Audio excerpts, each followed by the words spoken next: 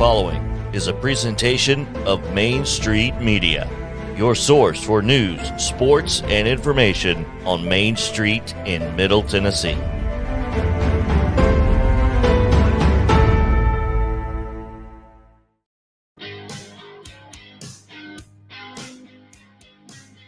Welcome in to a Monday edition of Main Street Sports Today, presented by Mid-Tennessee Bone and Joint. Chris Yao alongside Mo Patton, and we are happy to be back for yet another week of Main Street Sports Today. Got a lot going on today and this week, and we're looking forward to it. We also have back in, or I guess up in Nashville, handling the controls is Justin Kulik. So thanks to Justin for hanging out with us and taking it in. Hey, there you are. What's up, man? Oh, not much, man. I'm trying to get us to a good view here, but that's a good one. That's the best you got. How are y'all doing? Man, we're doing good. We're doing good. It's been a good weekend recovering from SEC media days, and of course, we didn't get to recover for very long before the NCAA. Yeah, no, threw out some. It was nice of them to wait until after media day, though, wasn't it?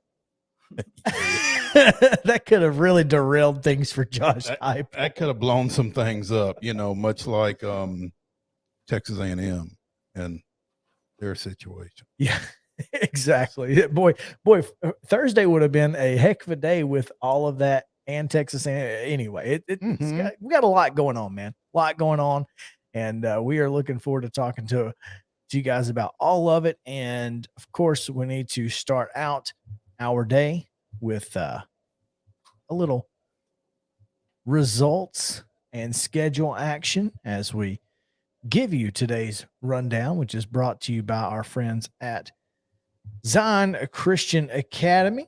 Of course, that is private school down here in Murray County. You can visit zioneagles.org or to apply, or just to take a little trip down there.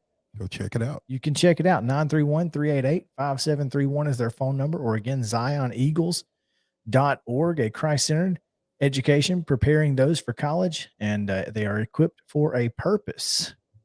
13-to-1 student-to-teacher ratio and 98% college placement. That seems good. I'd say that's pretty good. 98%. That's not bad. But today's rundown is, we'll start with some Legion baseball, Mo. Legion baseball, as mentioned on our website at mainstreetmurray.com, post-19 clinched another state tournament championship, their 13th straight, with a pair of wins over Gallatin post-17 on Saturday up at VOLS State. Post-19 with a 7-4 win in the opener and a 13-0 5-inning victory in the clincher. So they will next play in the American Legion Southeast region over at Asheboro, not to be confused with Asheville, North Carolina. Greensboro. Or Greensboro. This is right in the middle. Yeah, there you go. There you go. Split the difference. They were like, what should we call this town? Where are we at? Well, we're halfway between Asheville and Greensboro. How about Asheboro? Sounds good to me. Here we go. Go with it. Yeah. Yeah. So congratulations to Scott Beasley and his bunch. Jake Carden, a rising senior at Giles County, was named MVP of the state tournament. There you go. In pro baseball action on Friday, it was the Reds 9, Cardinals 5. Cubs defeated the Phillies 15-2. It was the Braves 8, Angels 1. And in 13 innings, the Brewers outlasted the Rockies 6-5. On Saturday, the Cubs down the Phillies in 10 innings 6-2. The Cardinals down the Reds 6-3. It was the Brewers 9, Rockies 4, and the Braves took a 7-2 victory over the Angels. On Sunday, the Cubs finished out the sweep of Philadelphia 4-3. The Angels took care of the Braves, though, 9-1. The Reds took the series from the Cardinals with a 6-3 win, and the Brewers a 10-9 victory over the Rockies. In minor league baseball, it was the Nashville Sounds taking game 1 against the Louisville Bats 12-6, but fell on Saturday and Sunday 10-6 and 9-5. In MLS action, it was Cincinnati and Nashville all tied up at 1 in the full time. And in WNBA action on Friday, Connecticut down Minnesota 94-84, Chicago 89, Dallas 83, Phoenix 94, to 78 over Seattle. On Saturday, it was New York 83 taking Chicago down 83 to 80. Las Vegas, an 84-66 winner over Los Angeles. You always found it interesting. Las Vegas is LAS, Los Angeles is LOS. So, well, Los and Los is male and female. right. So in the And- WNBA, one would think Los would win over Los. And they did. See, it worked out. I'm just saying. Anyway, On Sunday, Dallas down to Indiana 96-86. It was Seattle 82, Atlanta 72, and Connecticut. I guess they played two. They just took a day off in the middle. Connecticut 86, Minnesota 79. Today's schedule is very short and sweet. Pro baseball. The Marlins are at the Reds. That's a 5:40 first pitch. The Braves are at the Phillies. That's 6:05 on Bally. Pirates are at the Cubs at 7:05, and the Brewers are hosting the Rockies. You can catch that one at 7:10 on ESPN Plus, and that is your rundown for today, brought to you by Zion Christian Academy. Now, our top story, the opening kickoff, comes from those NCAA violations, and we're going to talk about this quite a bit today. Obviously, we'll talk about some of it in later this hour, but we'll also get to visit with Dave Hooker from Off the Hook, who is pretty well in tune with that Tennessee program, and we'll get his thoughts on where this leaves the Vols going forward. But I found it interesting, Mo, the 18 violations totaled about 60 grand. really, And that's a normal weekend in Tuscaloosa. be careful now. Folks have been sued for less. Yeah. Well, 18% $60,000. What's it? 3,000 and some change each. Yeah, About what you can fit in the McDonald's bag. give or take. There were some brunches that were paid for, and some But trips I to tell the you nail what, salon. the variety of the charges. I mean, Pruitt's wife.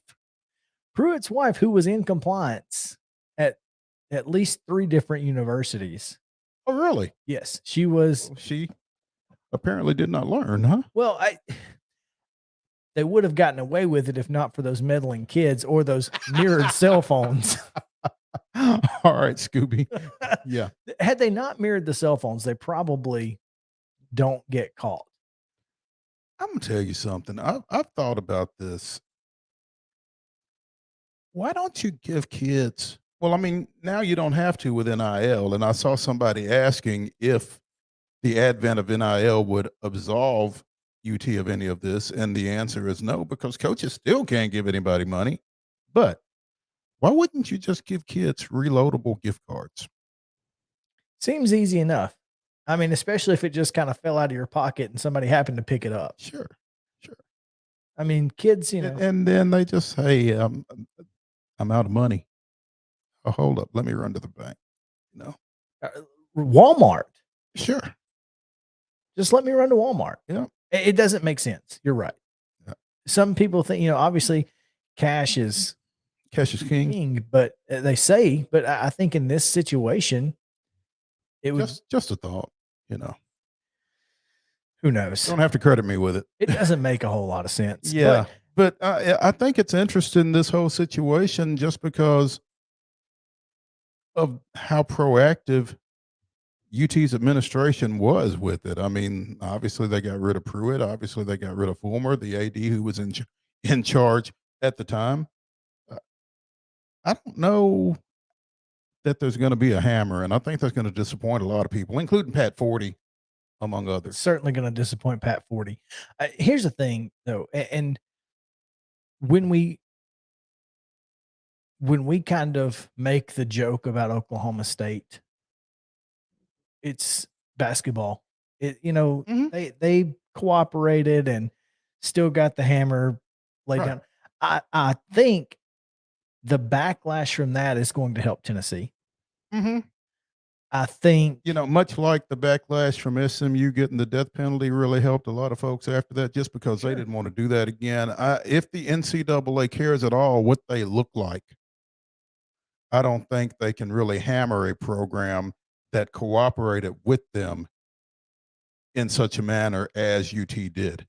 And as much as they praised UT in the notice of allegations, it certainly sounds like they're going to get off a little easier than they probably would have Deserve to. and probably deserve to. But here's the thing, and you know this, I know this. Yeah, they got rid of Pruitt, but that was the goal in the beginning. They knew, everybody knew that, Jeremy and his staff were providing some improper benefits, but that's because everybody does it. Yeah. Okay. They knew that, but they also knew that they could get it if this doesn't turn out into a hammer situation. It's a net positive on the financial side. Sure. Because you didn't have to pay him to leave. Right. I mean, you were able to dismiss him with cause, which certainly offset a lot of what the buyout would have been otherwise. Exactly. So yeah, I mean, worst comes to worst, you're still $14 million ahead. And that's not nothing. That's been the key this whole time. As we were saying before the show, that's not terrible. It's not terrible. And that beats a lot. So there you go. All right. We're going to take a quick break, and we are efforting to confirm with Chris DIMINO. It appears that we are all good to go. So we will get Chris DIMINO on the phone here on Main Street Sports Today, presented by Mid-Tennessee Bone and Joint, as soon as we come back and pay some bills. So stick around. We'll be back after this.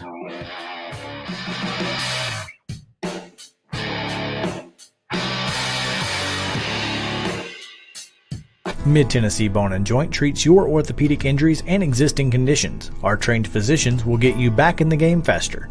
Contact us at 931-381-2663 or www.mtbj.net.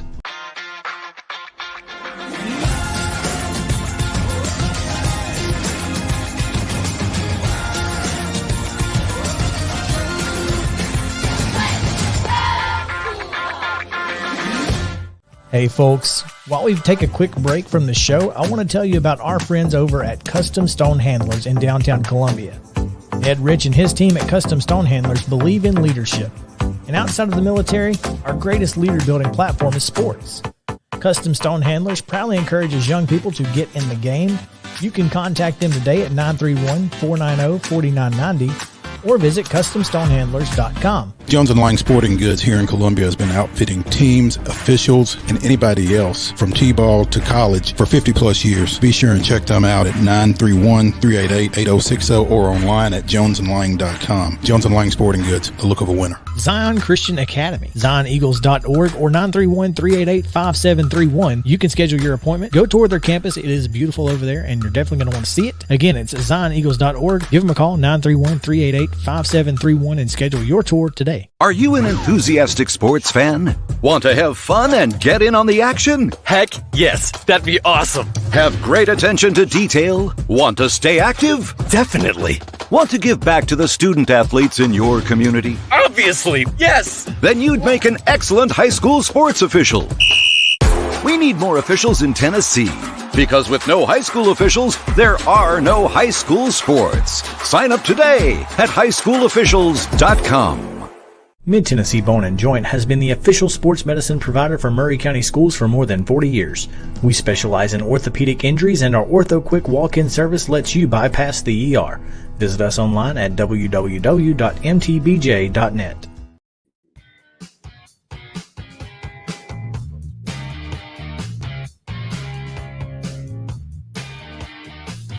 Hey, we're trying to get you on the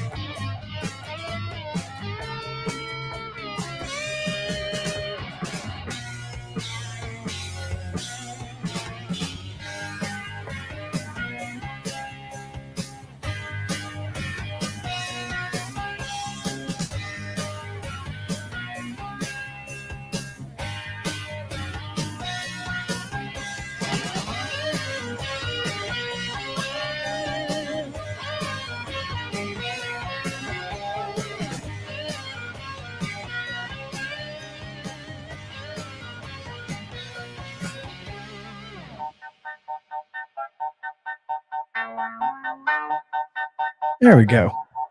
Are we good now? We're back in. It's so yeah, well, Bluetooth. Mo, we'll let you say it again. Technology. It's a beautiful thing when it works. It's a beautiful thing. It's gonna work, and we'll get Chris in here momentarily. We will talk a little Braves and probably check in on the defending national champs a little bit at least, and see what they've got. There we go. Going on down in Georgia, but we will get to Chris here momentarily. I'm looking forward to this. We got a chance to meet him on, was it Wednesday? I think it was Wednesday when we actually Yeah. walked around the corner and spoke to the guys over at 680 The Fan a little bit. Very, very great guy. Great guy. Baloo and the whole gang over there. Yeah, it was Hudson Mason was scheduled to join us for a moment, but just didn't quite work. Didn't quite work out. But that's okay. We did end up with Chris. So You know what I didn't tell you though? what's that? I almost had us DJ Shockley, Oh man, but we were probably a good thing you didn't tell me. we were too tight on time. Well, I figured, yeah. So I do like DJ. He's pretty great. Mhm.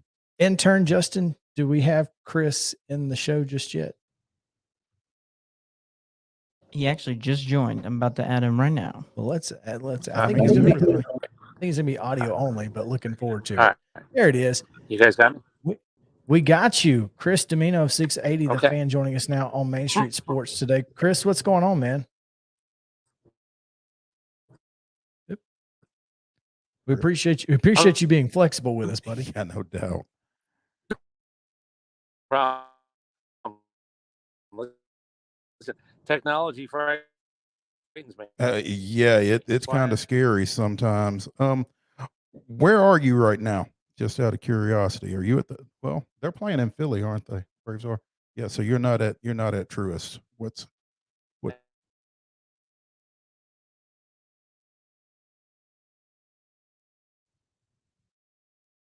I don't hear Chris. He's kind of jumping in and out for whatever reason.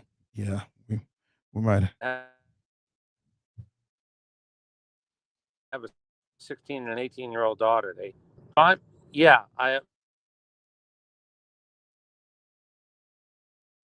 All right. Well, I don't guess this is going to work out, unfortunately. I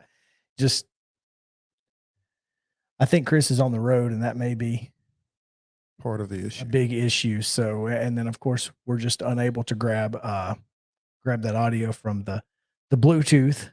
So that is again unfortunate, and we will keep efforting perhaps to get Chris back on, and if we can get to him in the next segment potentially. Sure. But for now, we will move on.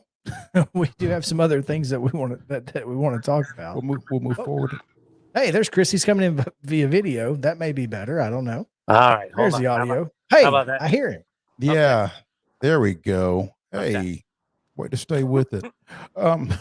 Again, Chris DIMINO from 680 The Fan down in Atlanta, joining us here on Main Street Sports today, presented by Mid Tennessee Bone and Joint. Chris, I guess the first thing is why can't the Braves close out a sweep? Yeah, fat cat syndrome. Let's just call it that. Once they beat you twice, they've had enough. I like it. That's one way to put it. Yeah. Okay.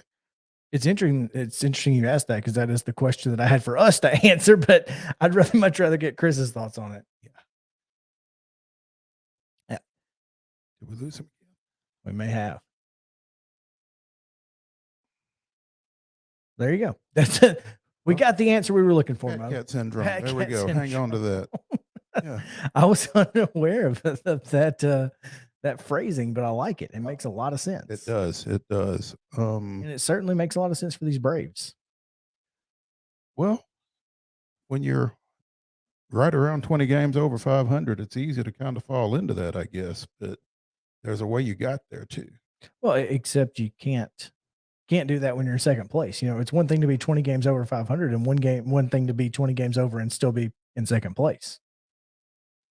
You got to be careful, obviously. You do have to be careful, but I mean, it feels like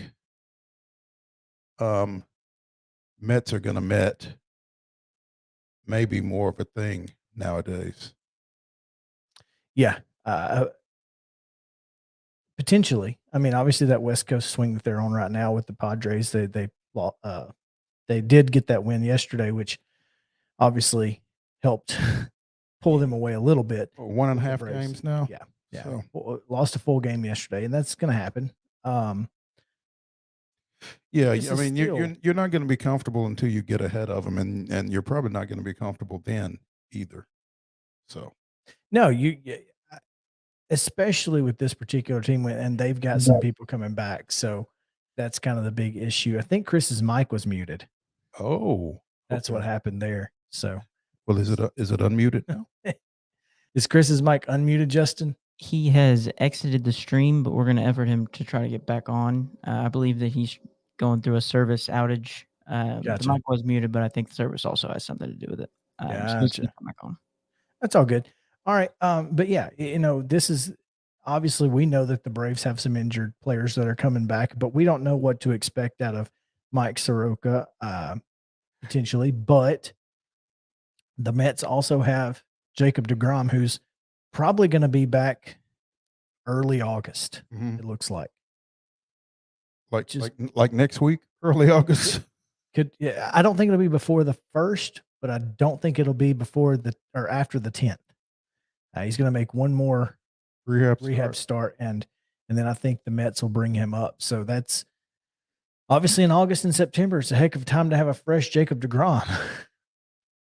A heck of a time to have a fresh Mike Soroka as well. It could Or a be. fresh Kirby Yates. And that's going to help. A lot of folks are forgetting that Kirby Yates is on this team. Mm-hmm. Well, it's because he's never been on it before, I guess. Yeah, but this is going to be an interesting way, an interesting tail end, because we've not even hit the trade deadline yet, which is coming up. Mm-hmm. But it feels like we're so late into the season right now because we started late. So, I mean, yeah, there are what is it? A little over 60 games. 60 games left. Yeah, give or take. And it doesn't feel like we only have 60 games left. Yeah. For whatever reason. 65, I believe, because I think the Braves are 58-39 now. Is that right? So they played 97 games. There you go. That's in a 162 game schedule. Now, I know you were told there would be no math, but 65 seems right. Yeah, it seems right. And that's again, I don't want to get too far into our Braves segment here, but I do think it's important to note that when you get a chance to sweep the Angels, you gotta take advantage, and they just couldn't quite do it. Well, especially when you beat Shohei Ohtani in the opener. And it had been nearly a month since they had won a start by anybody other than Ohtani.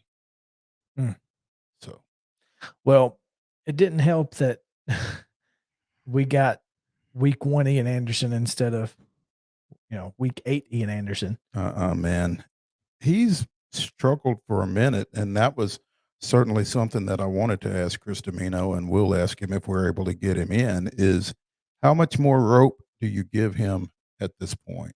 And at what point do you bring back up a Kyle Muller who, at least at the AAA level, seems to have figured some things out? That is the question. I mean, at this point, it's, it worked for Kyle Wright. It could work for Kyle Muller. Could it also work for Ian Anderson? Well, I'll tell you it's not working right now. I agree. And I mean, I don't know what you gain at this point by continuing to send him out there. That is, you're certainly not gaining wins other than eating innings. I just don't understand. And there are a couple of folks that I follow or did follow on Twitter that seem to feel like Muller is a far worse option than Anderson. And I don't know what the basis is for that. Well, based on, what they've done at this level, their last two, the last year, to be honest with you. Well, and Muller's stinker of a start in Texas earlier this year, I think that was his only start for the Braves. It's his only appearance in the major leagues this year. But it was at Texas. He's from Texas, had a bunch of folks there. I would imagine all of that kind of figured into a less than stellar effort on his part on the mound. But it seemed, again, he's been fairly well lights out at Gwinnett. Certainly has. I mean, that's pitcher of the month for June in the International League. Is that right? And that's it. Yes, that's not nothing. No, and I'm fine with saying, look, I get it. I think he walked as many people in June as he did in that start at Texas. That's right. I don't know that it was even that many. I think it might have been fewer. And that's, again, it's important to note that it's AAA. But certainly. But Ian Anderson that we got in the playoffs last year is not the Ian Anderson that we're getting right now. Has not shown up. Hasn't been there. So you got to figure that part out. And I think the Braves and Ian Anderson have to really figure out what he is, because I mean, he's been a 2-pitch pitcher a lot of the time, which means you got to command both of them. Well, perhaps he needs to take the place of some people in the bullpen.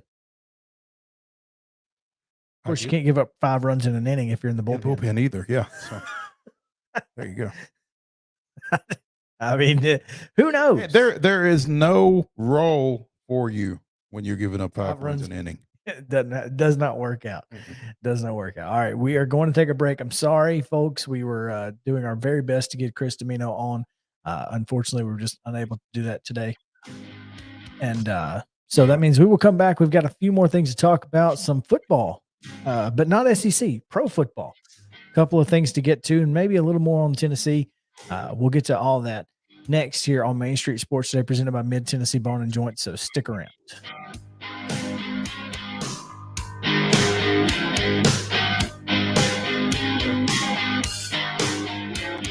Mid-Tennessee Bone and Joint treats your orthopedic injuries and existing conditions. Our trained physicians will get you back in the game faster.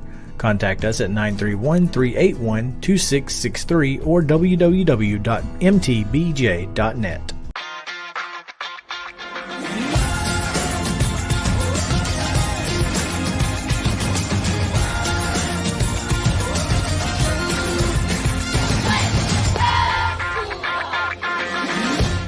Hey folks, while we take a quick break from the show, I want to tell you about our friends over at Custom Stone Handlers in downtown Columbia. Ed Rich and his team at Custom Stone Handlers believe in leadership. And outside of the military, our greatest leader building platform is sports. Custom Stone Handlers proudly encourages young people to get in the game.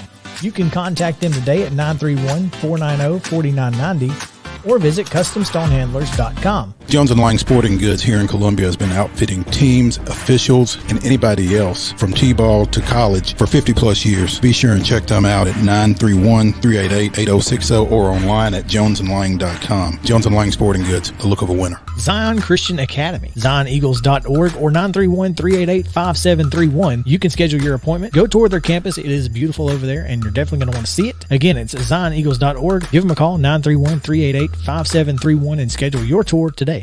A game without a crowd is just a scrimmage. A performance without an audience is just a rehearsal. Without your presence, high school sports and the performing arts aren't possible. Ensure that these essential extracurricular activities continue to enrich the lives of students in Tennessee. Purchase a ticket to your local high school's game or performance. This message presented by the TSSAA. Mid-Tennessee Bone and Joint has been the official sports medicine provider for Murray County Schools for more than 40 years. We specialize in orthopedic injuries, and our Ortho Quick walk-in service lets you bypass the ER. Visit us online at www.mtbj.net.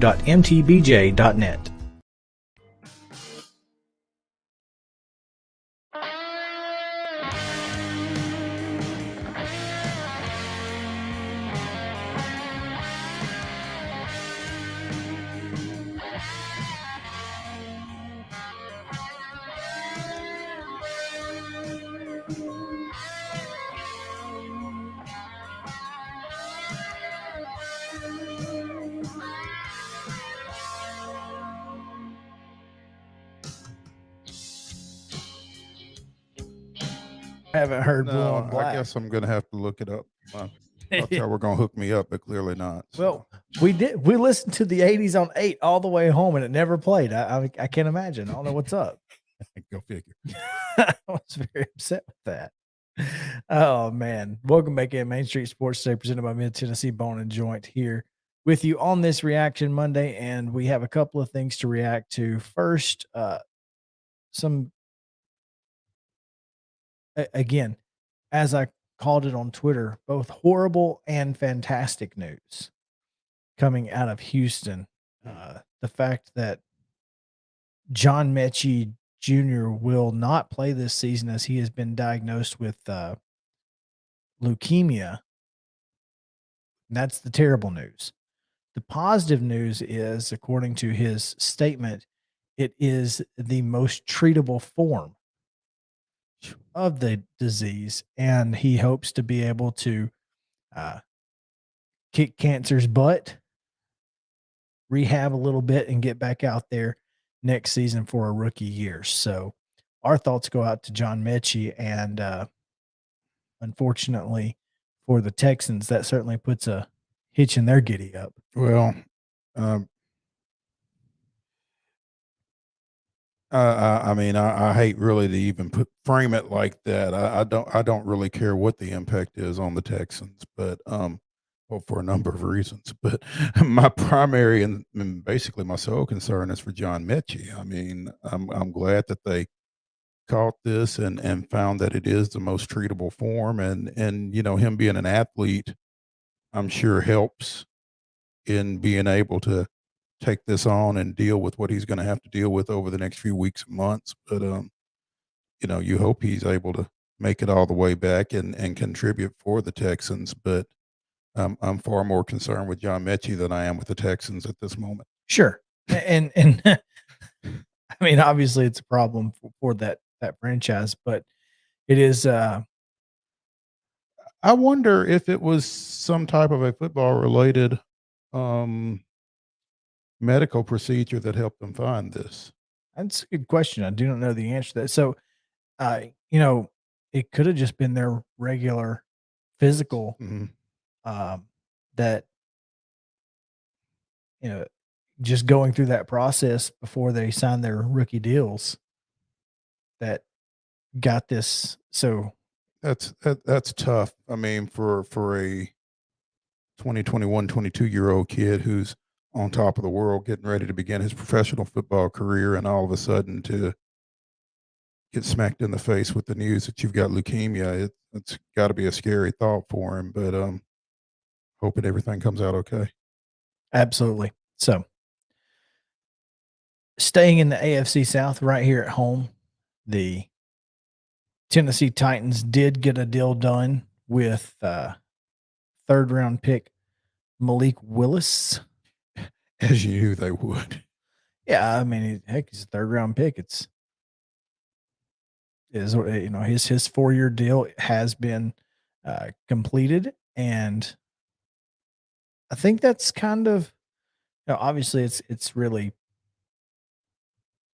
it was just a formality, but you wonder what that does to the quarterback room. I mean, not to Ryan Tannehill, and obviously we're not really concerned with Logan Woodside, but I mean, clearly that dude. But I mean, that's been good enough to stick around for a little while. That dude has put in a lot of, you know, film time and whiteboard time and that kind of thing. And I would think right off the bat, he's going to be your number 2. And, you know, if it's a guy that's got to go in and finish off a drive or something like that, I would think early on anyway, it's going to be Woodside, just because of his familiarity with the offense, with the coaching staff, that kind of thing. I would think if you're talking about a significant injury to Tannehill and a long absence, then you try to get Willis up. But I would still think for the immediate, Woodside is still your number 2. Probably. The financial terms of the contract were not disclosed, but many are saying it's expected to be similar to Desmond Ridder, out of Cincinnati, who signed a 4-year, $5.362 million deal with a $1.08 million signing bonus. Ritter was drafted 12 spots ahead of Malik Willis, so probably in the same area. By the way, did you see over the weekend there was a tweet, something to the effect of, can Marcus Mariota hold off Desmond Ritter in Atlanta? Lord, I guess it's possible. You know, one of the things that annoys me about the national media, and we talk about it on the show all the time, is the disrespect that the Titans get. Okay. And I don't watch Colin Cowherd, but I did see. But you still managed to know what he's saying, huh? Well, on Twitter, there was a 3-minute cutout of his show that basically, he went down and picked every division and how they would all finish, and of course picked the Colts to win the AFC South. Because that's what you do.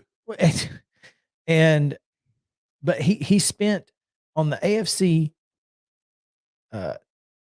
East with Dolphins and all of that. He spent about 1:30. On the West, he spent another 1:10. Spent about 25 seconds on the South. And that just tells me that he doesn't know enough about them to spend any time talking about them. So, Titans fans, don't get your britches in a bunch. Don't even worry about it. Don't even worry about what Cal. Well, not just him, but any of the national media, because most of them don't know enough about the AFC South as a whole to talk about it for more than a minute. That's fair. Because they don't care. They're not LA. They're not Josh Allen. They're not Patrick Mahomes. Speaking of Kyler Murray, by the way, with a ridiculously outlandish deal. So, The Athletic, as long as we're talking about Titans disrespect, Mike Sando at Sando NFL rolled out his 9th annual quarterback tiers, where he ranks based on responses from various folks across the NFL. How 50 coaches and execs rank the league's best quarterbacks. And he's got Tannehill at number 17. Now that's number 17 out of how many did they rank totally? 17 out of 35. So that's right in the middle of the rankings. And probably it's not necessarily arguable, but that puts him in tier 3. The top quarterback in tier 3, which as they define it, is a legitimate starter but needs a heavier running game and or defensive component to win. A lower volume drop back passing offense suits him best. Okay, that's probably fair. That's probably where Tannehill fits right now, given his last couple. But I don't know that tier 3. I don't know that you can't say that that's what tier 3 needs to win. I mean, every quarterback could benefit from that. Here, let me read you the bases for the 2 earlier tiers. Tier 1. Where we at? Come on. A tier 1 quarterback can carry his team each week. The team wins because of him. He expertly handles pure passing situations. He has no real holes in his game. There are 8 of those guys, led by, of course, Aaron Rodgers. Also Mahomes, Josh Allen, excuse me. Who's number 3? Brady. Justin Herbert, Joe Burrow. Okay, so 6. There are 6 guys in tier 1, and it was those guys that I just named. And Justin Herbert's one of them. Yeah. Okay. Mm-hmm. Okay. A tier 2 quarterback can carry his team sometimes, but not as consistently. He can handle pure passing situations in doses and or possesses other dimensions that are special enough to elevate him above tier 3. He has a hole or two in his game. Leading off tier 2 is your defending Super Bowl champion quarterback, Matt Stafford. Please define his holes. Can someone tell me what holes he has? Stafford might have threatened the top tier if he hadn't faltered later in the regular season, as the Rams, thrilled to have a capable veteran quarterback, leaned into a drop-back pass offense to a degree that seemed excessive, perhaps exposing Stafford's upper limits. Or they did that and defenses caught on and started playing more pass defense. Okay. Yeah. Russell Wilson is tier 2. I'm going to disagree with that. I don't know that I am, actually. I think he's dropped off here over the last little bit, but I am. I don't know that he's tier 2. Oh, okay. I mean, just based off what we've in the first 2 or 3 years of his career, absolutely. Mm-hmm. Ever since, the last couple years, he's underperformed. He's the been last kind of meh. Yeah. Deshaun Watson is tier 2. Got votes in the first, second, and third tiers, plus a lone vote in tier 5. Lamar Jackson is tier 2. Yes and no. Mm-hmm. I mean, I don't think he could carry his team, but I think tier 2 is perfect for him. Dak Prescott is tier 2. I would agree with that. He's number 11. 12 is Derek Carr. 13 is Kyler Murray. 14, your starter for the Indianapolis Colts, Matt Ryan. And that concludes. I agree with that. That concludes tier 2. Now, tier 3, which I already read you the definition thereof. Number 15, Kirk Cousins. Ahead of Ryan. Yeah. Stop reading. No. These people are nuts. No, I have to read you one more. Okay. Number 16, Jimmy Garoppolo. Okay. We got to take a break before I throw something. I got something to throw. Are you freaking kidding me? He's not even going to start. He's not. What are we talking about here? Kirk Cousins and Jimmy Garoppolo are both better than Ryan Tannehill. According to a ranking of 50 coaches and executives in the National Football League. We talked about anyway. Just telling you. I'm just reading it. Justin, I'm throwing something at the camera right now. Just throwing stuff at it. Yeah, sounds good. Sounds good. I'm not too happy with the Osweiler. I didn't even know he was in any ranking. Jimmy Garoppolo being the 16th best quarterback in the National Football League. Oh, Garoppolo. Yeah. He's not even the first best quarterback on his team. There you go.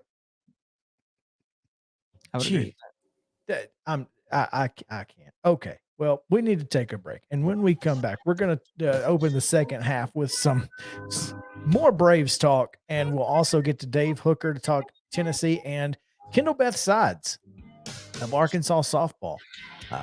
2022 SEC Softball Player of the Year will join us in the final segment of the day. So stick around. Main Street Sports Today, presented by Mid-Tennessee Bone and Joint, is back after this.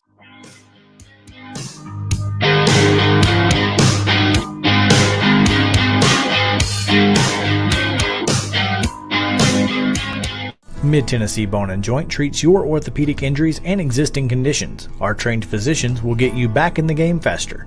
Contact us at 931-381-2663 or www.mtbj.net.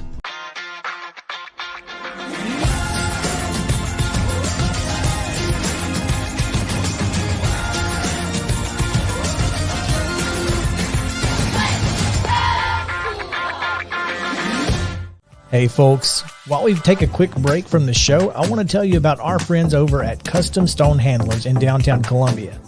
Ed Rich and his team at Custom Stone Handlers believe in leadership. And outside of the military, our greatest leader building platform is sports. Custom Stone Handlers proudly encourages young people to get in the game. You can contact them today at 931-490-4990 or visit CustomStonehandlers.com. Jones & Lang Sporting Goods here in Columbia has been outfitting teams, officials, and anybody else from T-ball to college for 50-plus years. Be sure and check them out at 931-388-8060 or online at jonesandlang.com. Jones & Lang Sporting Goods, the look of a winner. Zion Christian Academy, zioneagles.org or 931-388-5731. You can schedule your appointment. Go tour their campus. It is beautiful over there, and you're definitely going to want to see it. Again, it's zioneagles.org. Give them a call, 931-388-5731, and schedule your tour today. Are you an enthusiastic sports fan? Want to have fun and get in on the action? Heck yes, that'd be awesome. Have great attention to detail? Want to stay active? Definitely. Want to give back to the student athletes in your community? Obviously, yes. Then you'd make an excellent high school sports official. We need more officials in Tennessee, because with no high school officials, there are no high school sports. Sign up today at highschoolofficials.com. Mid-Tennessee Bone and Joint has been the official sports medicine provider for Maury County Schools for more than 40 years. We specialize in orthopedic injuries, and our Ortho Quick walk-in service lets you bypass the ER. Visit us online at www.mtbj.net. And is that again? Welcome back in. Oh, yeah. Main Street Sports Stud today, presented by Mid-Tennessee Bone and Joint, coming at you live from Columbia. And glad to be with you as we start the second half of the show. Today's second half is going to include, again, Dave Hooker from Off the Hook. He'll talk a little UT football with us. We've got Kendall Beth Sides, who is hosting a softball camp here in the area locally this week, and some other things to get to, including, Mo, we talked about post-19 in the rundown. They won their 13th consecutive state championship, which seems good. The 17U team also won the state championship, and a couple of other headlines from down here in southern Middle Tennessee that we should probably get to. And one of them is our friends at Zion Christian, who sponsored today's rundown. They have hired an athletics director. They have. There's an article up on the website, mainstreetmurray.com. Kelly Bratton, who played his high school ball at Columbia Academy, was a member of their 1994 state championship team, coached at Columbia State, coached 7 years at Martin Methodist, which is now UT Southern. He is the new athletics director at Zion Christian. So they did not kill two birds with one stone. They did not. Still looking for a boys and girls basketball coaches. Still looking for basketball coaches. Gotcha. They're not the only ones looking for coaches. Got all kinds of shakeups north of here. Yeah. Spring Hill is now looking for a girls basketball coach. That's kind of been a thing for the past year or so. They had hired Wayne Fortenberry at the start of last school year. Correct. Had to step aside before the season began for some health issues. Christopher Stedman stepped in, served in the interim. At the end of the season, they elevated assistant coach Emery Udano, who had spent 1 year out at Zion about 3 years ago. She stepped down a little over a week ago to take a job out in Texas. So Spring Hill is once again looking for a girls basketball coach. Also looking for a no, they're not. They were looking for a wrestling coach until earlier today because Bo Moss has moved over to take cross country. One would think you could do both. Well, I think he was trying to get away from, as he mentioned in the article that's up on our website again at mainstreetmurray.com, remarried, 2 more children to go with his 2, was trying to gain a little bit more family time.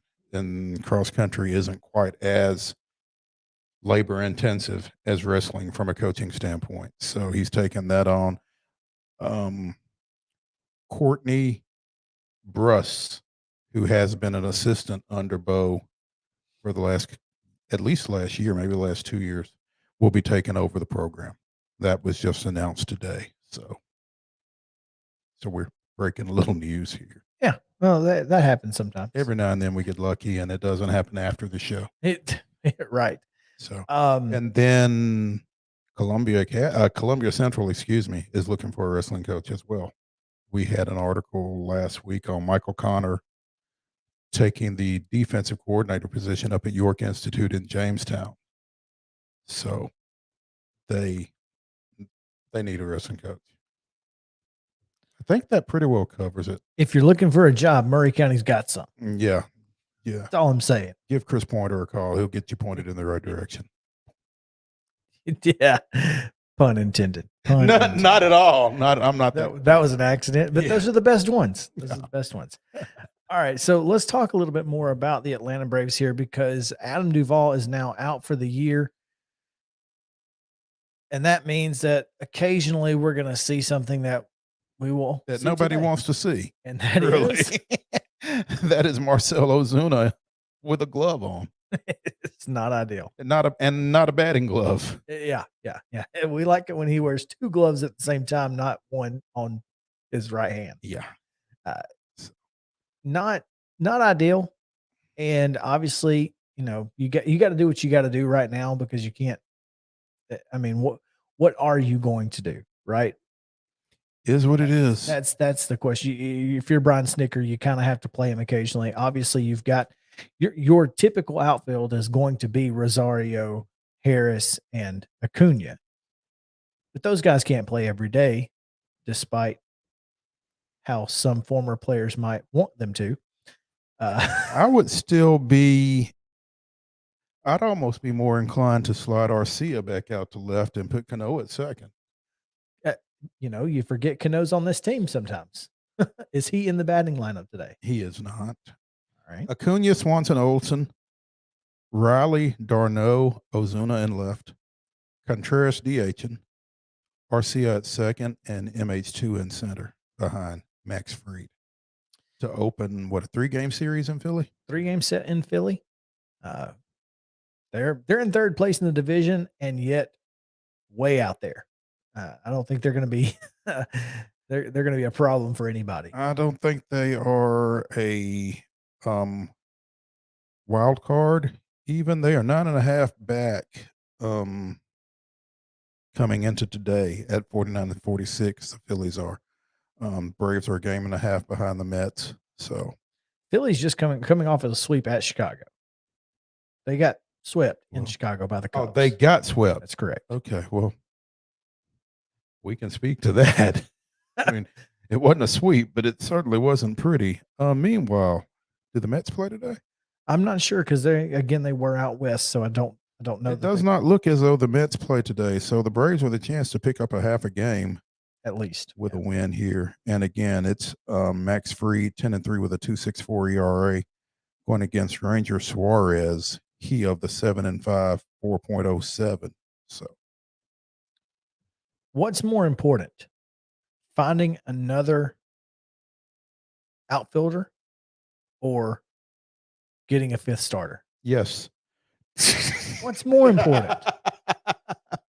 I honestly feel like getting a fifth starter.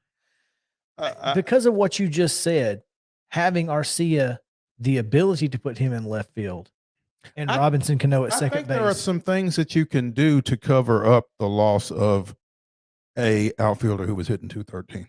Well, in the last month, Duvall, exactly. Last month he's been, and you expect him to come on late in the season because he's a veteran guy. This is a tough injury, but I think the Braves are better equipped to deal with this injury right now than they are to deal with the continued struggles of Ian Anderson or Charlie Morton.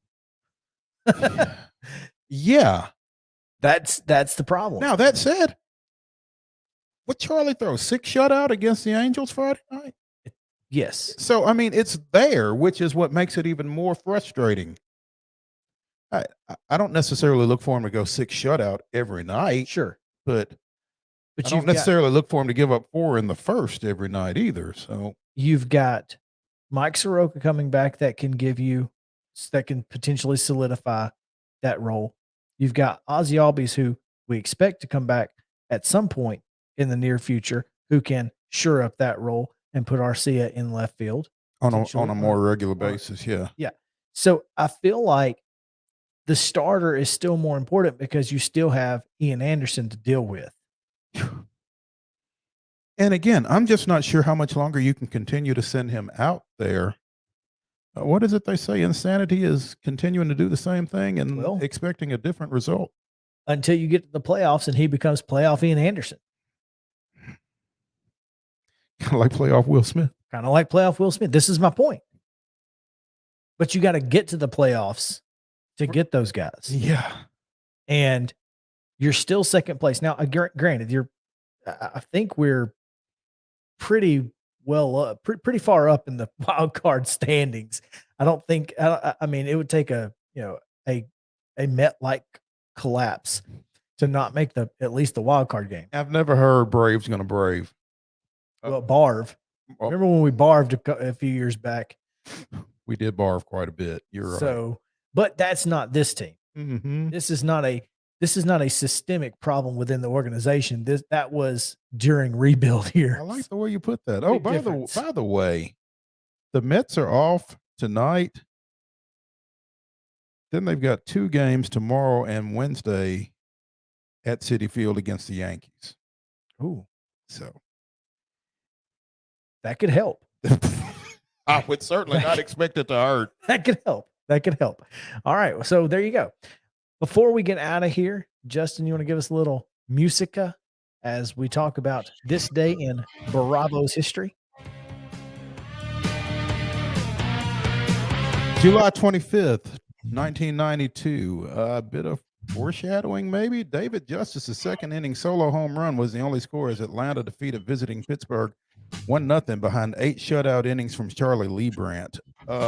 Some Braves fans may not necessarily remember Justice's home run, but they probably remember Otis Nixon climbing the wall in center field to steal an Andy Van Slyke homer. Would have been a 2-run homer had it landed. So that happened on this day in 1992, and I was actually at Texana over in Hickory Hollow watching it on TV and about screamed in front of a full restaurant. So, but yeah, that was good stuff. When we come back, Dave Hooker off the hook joins us on Main Street Sports Today, presented by Mid Tennessee Bone and Joint. So stick around. We'll be back after this.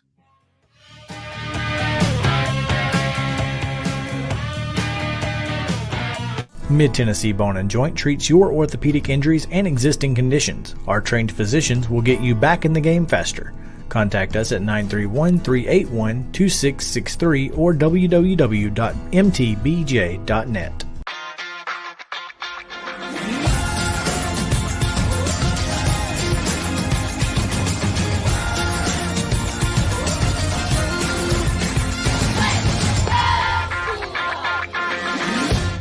Hey folks, while we take a quick break from the show, I want to tell you about our friends over at Custom Stone Handlers in downtown Columbia. Ed Rich and his team at Custom Stone Handlers believe in leadership.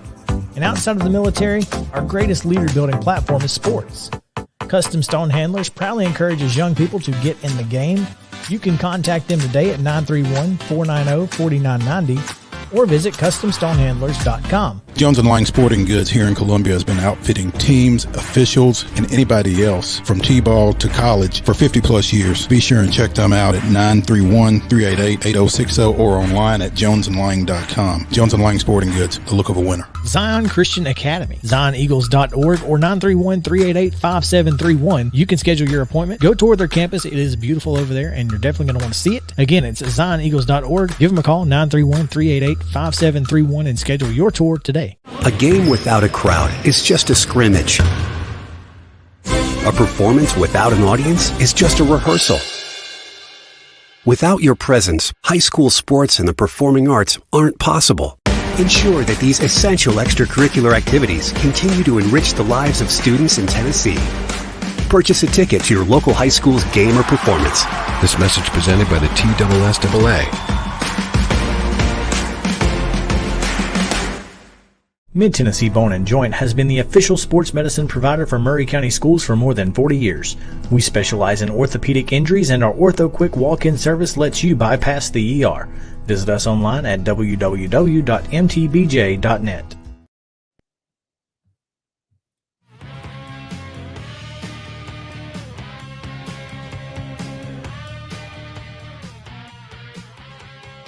Welcome back in Main Street Sports Today, presented by Mid Tennessee Bone and Joint. Chris Yao alongside Mo Patton and Justin Kulik back in the shadows, taking care of all of the controls and hopefully getting our next guest on the line. Justin, do we have a guest?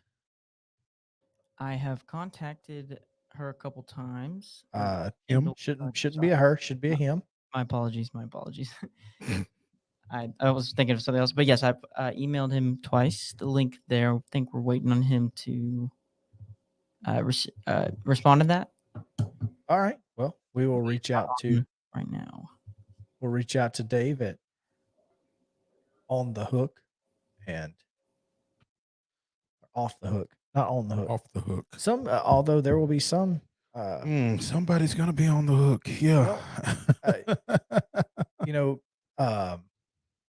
The Mount Pleasant Bass team is taking part in, I think, the national tournament right now, and they're certainly hoping that a few things something on the hook. There we go. So there is that, if nothing else. But yeah, so we'll get to Dave as soon as we get a chance and see if we can get him in, because we want to talk about this Tennessee situation and how it will certainly affect potentially the rest of. I can tell you what it Heupel's. I can tell you what it didn't affect. It did not affect recruiting on an immediate basis, because I got 2 commitments over the weekend. Yeah. One from a somewhat local kid, defensive lineman out of Chattanooga, I think, Carson Gentle. Yeah. So Gentle. And I tweeted about that and said, yeah, it's a 3-star guy, and that's great. But I think it's more about building that fence that Heupel talked about. Well, and that other coaches ahead of him have talked about. And going back, a couple of coaches at UT, for whatever Butch Jones did not do, he did do a pretty good job of in-state recruiting. He did. And I think, that's kind of what you got to hope for when you're trying to come back from where Tennessee was at the time. So I think that's important.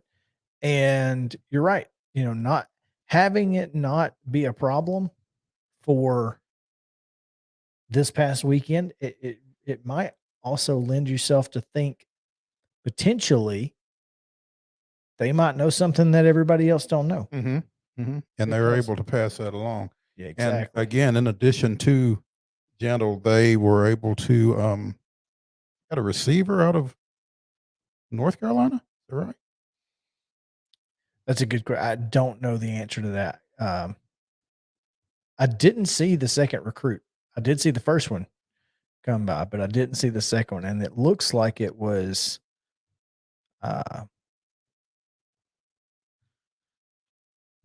yeah, I don't see it. So there you go. Carson Gentle is the last one that I see.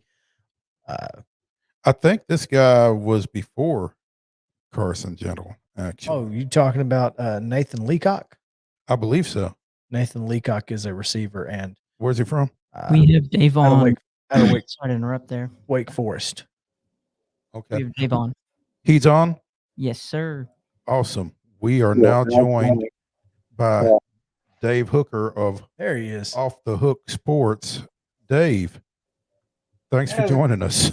Hey, I appreciate it. How's it going, guys? Well, don't ask. It's been a rough Monday, man, but not as rough as the past few days have been in Knoxville, I guess.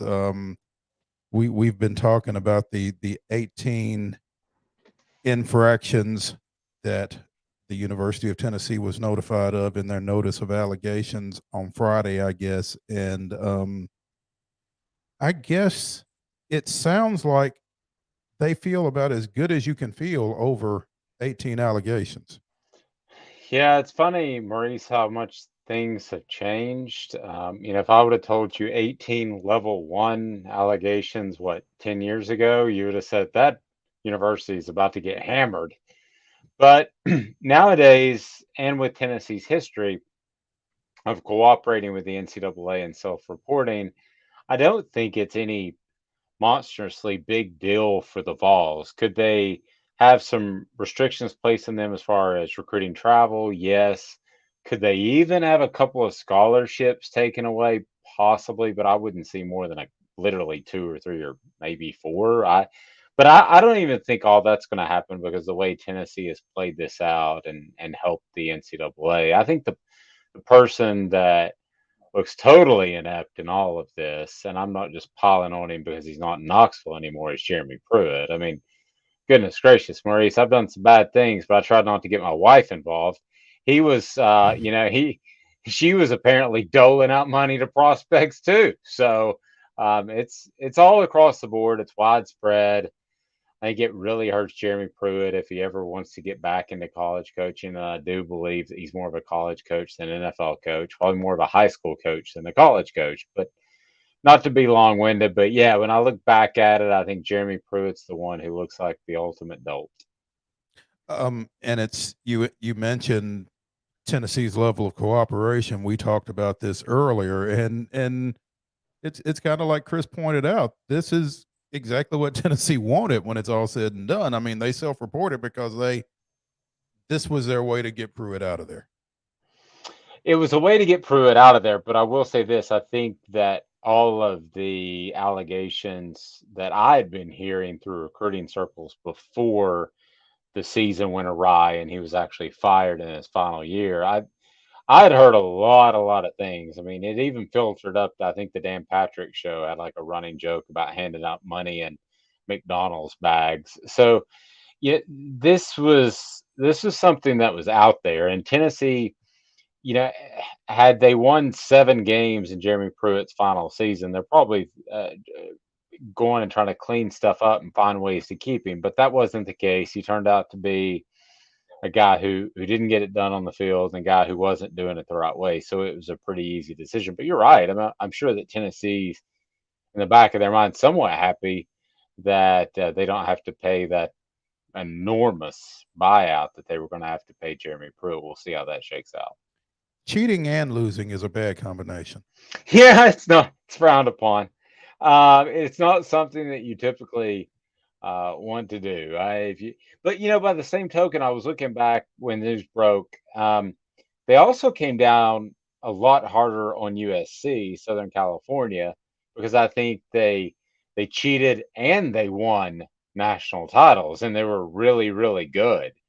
So maybe the fact that Tennessee wasn't very good at the time, but cheated, you can say, okay, because I don't know about you, but when somebody beats me by cheating, it's worse than if they just cheat and lose.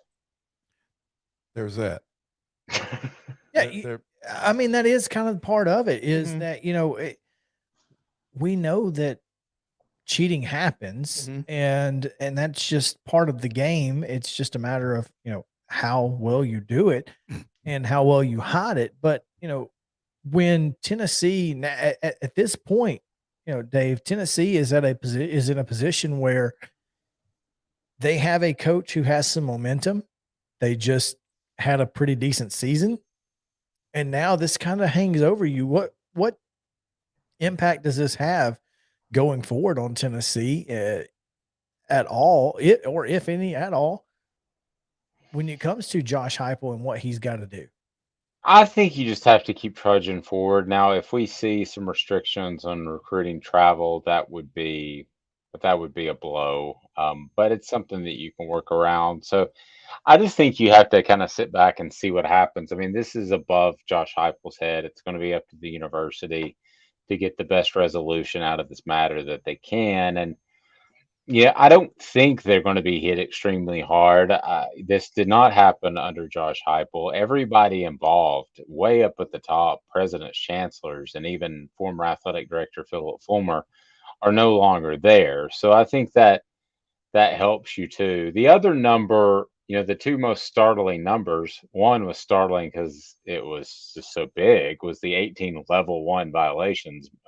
Maurice is, I've got a couple of years of Maurice, but we've both been around long enough to know that 18 is a lot. That's a lot. And I can't remember hearing, honestly, Maurice, I don't know if you can, but I can't remember hearing of an 18. No, that's a lot. I think I'm not going to say it's the most ever, because surely as soon as I do, somebody will point out somebody else. But 18 for a football program, that's a lot. I mean, 18 across an athletic department maybe, but in one sport, that's a lot. Yeah, I think I've heard of, like, when they do their self-reporting at the end of the fiscal year, maybe 12, 14 secondary violations. Yeah, not but level these, ones. yeah, but these are level ones. So it sounds really bad. But the flip side, the number that doesn't sound that bad, other than, well, Jeremy Pruitt's win total, as we discussed earlier, but would be $60,000. So $60,000 is not an awful lot of money. And to dole that out, that could be, as many people as they had involved, that could just be meals, that could just be expenses. So that weren't okay, but they weren't ultimately handing a guy like Albert Means way back in the day 250 grand. So, or Cam Newton dropping it in the collection plate for 185 grand. So that number, there were two really weird numbers that stuck out to me, and it was the 18 and the 60,000. I mean, if you're going to cheat and try to get better, I mean, guys, I know I've got friends that'll chip in and get above 60,000. I mean, I need to meet some of your friends. But, well, I mean, anyway. I've got advertisers on my website that would say, "Hey, if you can get this kind of guy," but no, I mean, that's now you can. Well, now see, that is the. I'm glad you brought that up, and sorry to be long-winded, but I'm glad you brought that up. It feels different, doesn't it? If, like, the NCAA came down on a Tennessee or anybody else because of the fact that players are allowed to get paid. I mean, they're not supposed to get paid in recruiting, but doesn't it just feel different than it would have 2 years ago?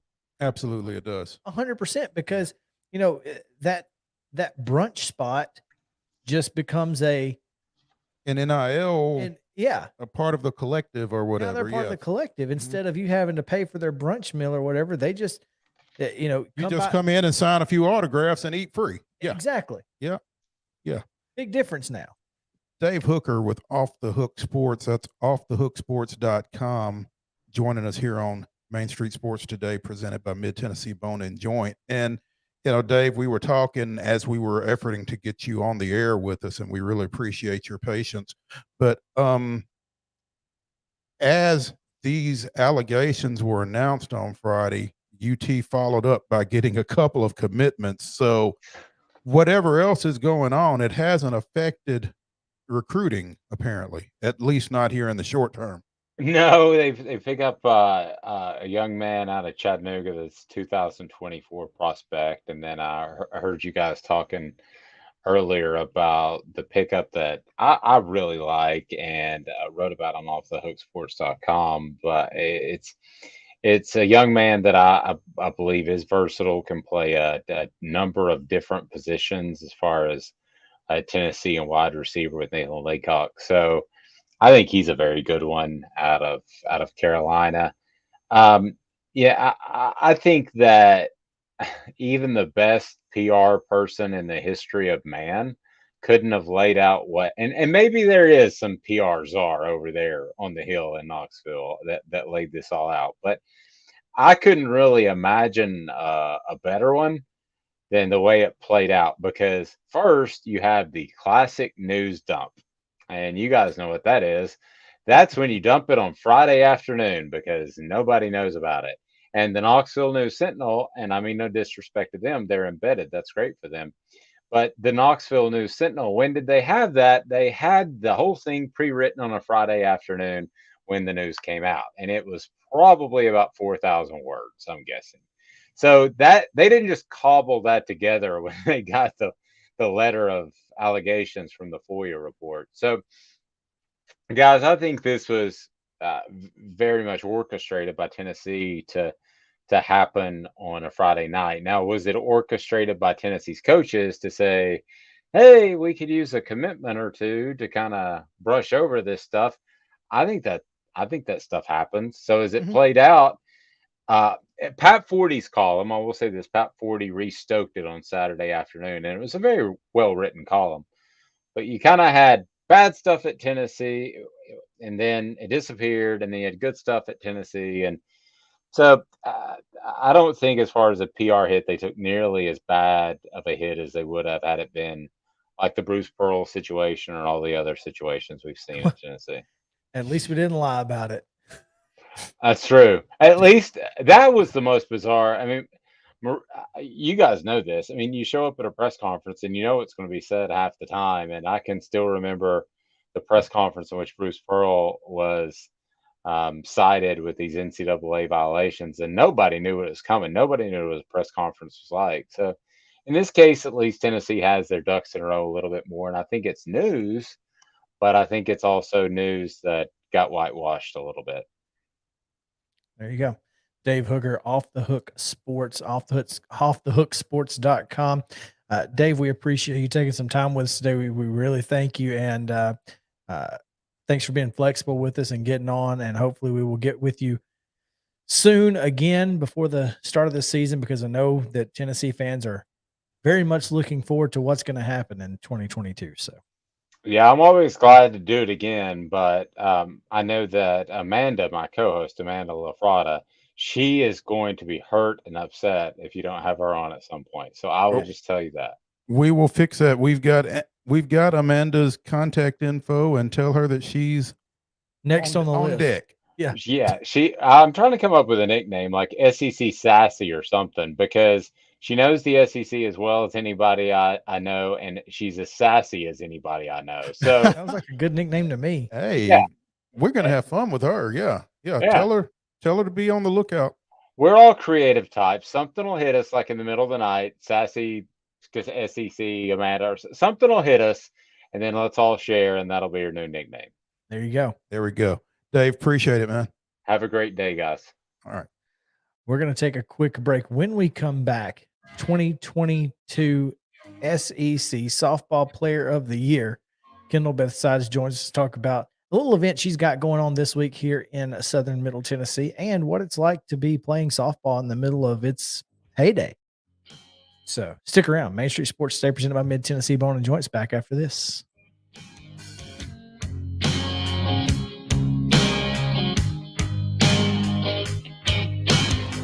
Mid-Tennessee Bone and Joint treats your orthopedic injuries and existing conditions. Our trained physicians will get you back in the game faster. Contact us at 931-381-2663 or www.mtbj.net.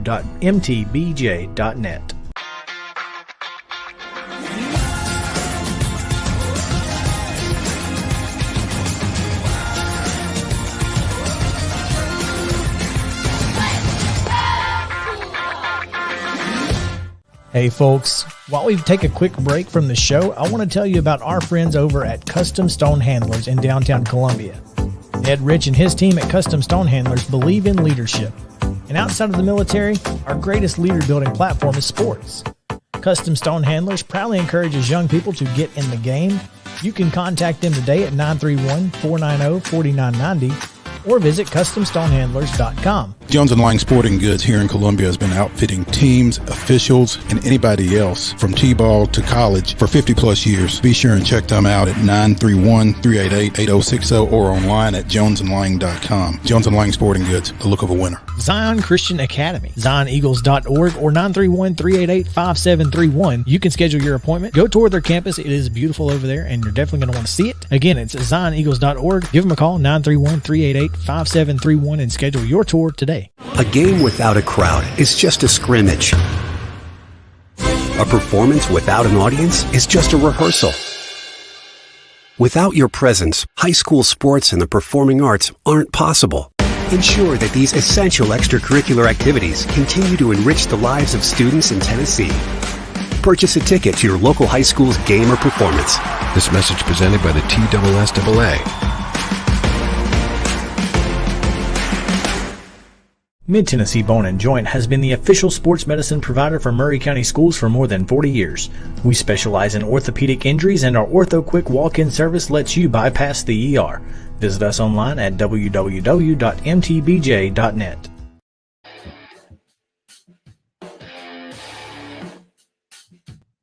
Oh, yeah. Welcome back in Main Street Sports today, presented by Mid Tennessee Bone and Joint. Final segment of the day, and looking forward to it. It's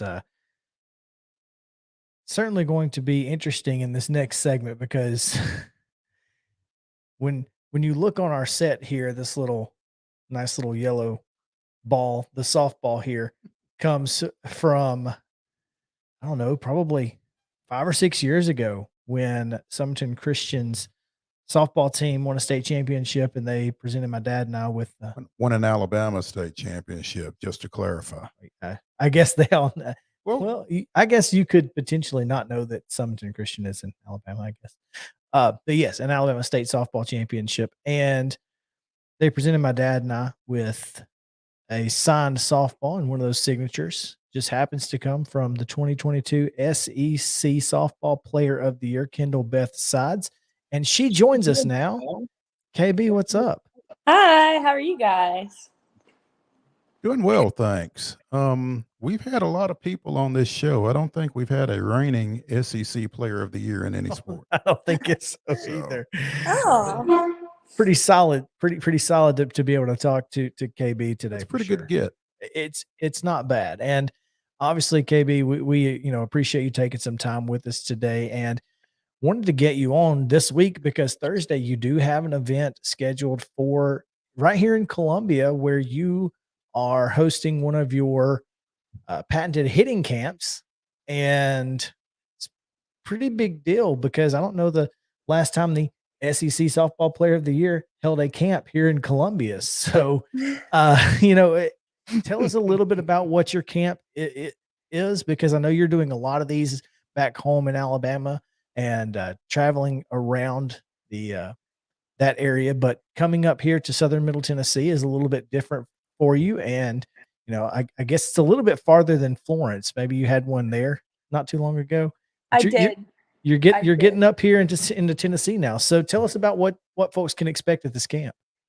So I do all my camps based around hitting only because that was kind of just like my craft that I was best at. I was a great all-around player, but I love hitting. I love teaching hitting, like the mechanics of it. I'm a hitting junkie, and that kind of was like, it could have been bad or good playing college softball because like when I would notice something small would be off in my swing, I would go completely manic about it to try and fix it.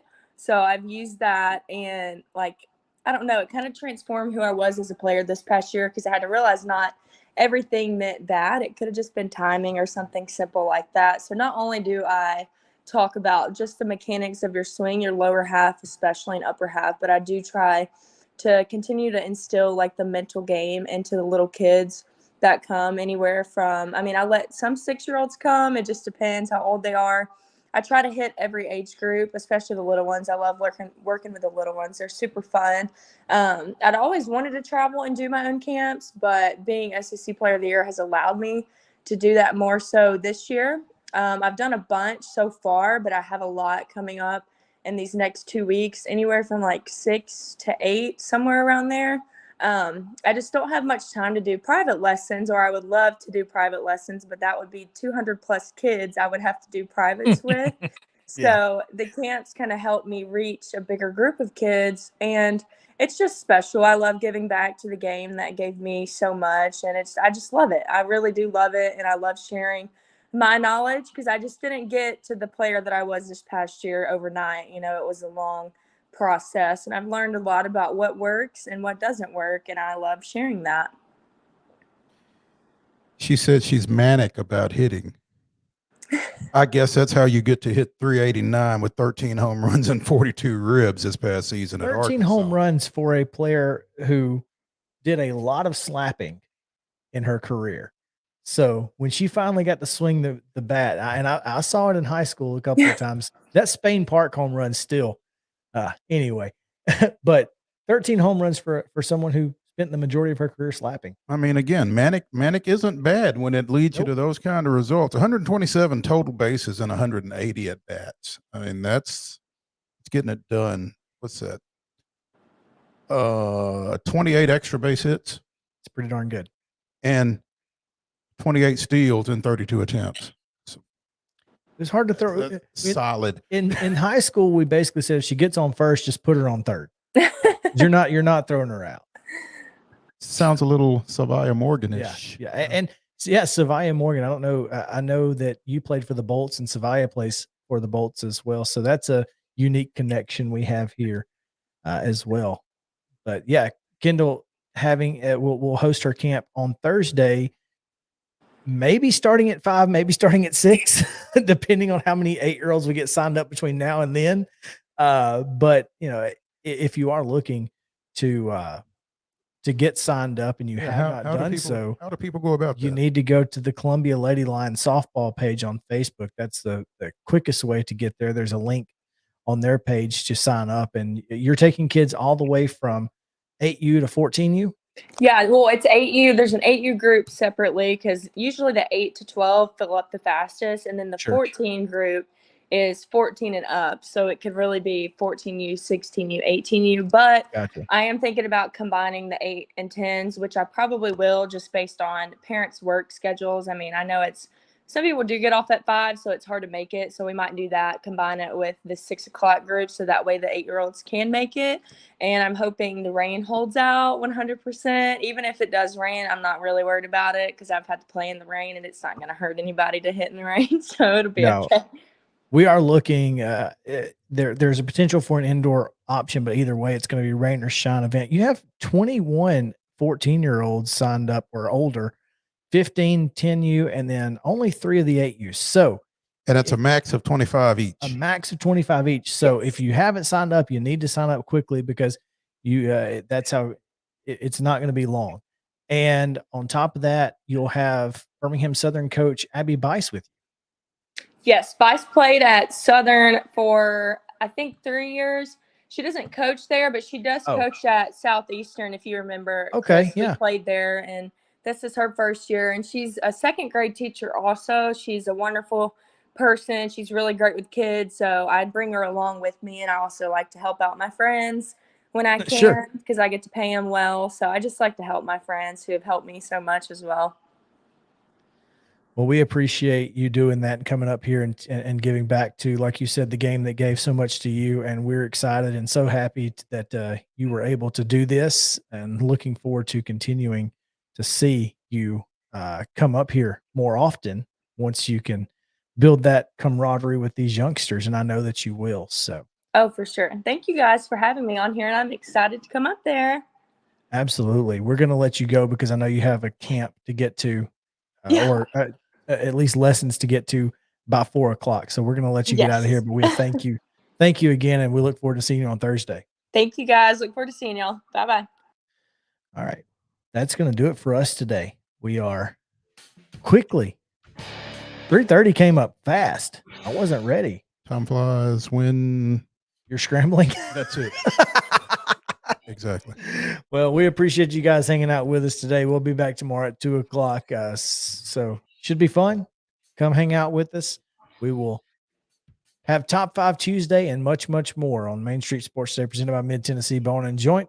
Until then, have a great day.